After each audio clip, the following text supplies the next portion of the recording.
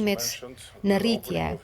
Do të përurojmë nesër, siç ju e përmendët, hapjen e dhomës së tregtisë në Jeruzalem, që synon të forcojë lidhjet e biznesit e të nxit Shqipërinë e mundësitë e saj si një vend që po zhvillohet fort. Së fundi në radhë, por jo nga rëndësia, dua ta përmbyll me notën më mbreslënëse e më inkurajuese në këtë marrëdhënie, turizmin dhe shkëmbimet midis njerëzve, të cilat mos fundi po rriten ashtu siç duhet, mbështetur nga fluturimet e drejtpërdrejta midis Izraelit dhe Shqipërisë. Dua që të ftoj grotësisht të gjithë popullin hebre të vizitojë Shqipërinë e të zbulojë një tokë të jashtëzakonshme, jo vetëm për nga natyra, por për nga shpirti i saj, që siç një vëzhgues hebre e përshkruante përpara luftës së dytë botërore, është një vend ku hebrejt mund të jetonin hapur, të sigurt dhe me dinjitet të plot. Faleminderit kryeministër. Faleminderit juve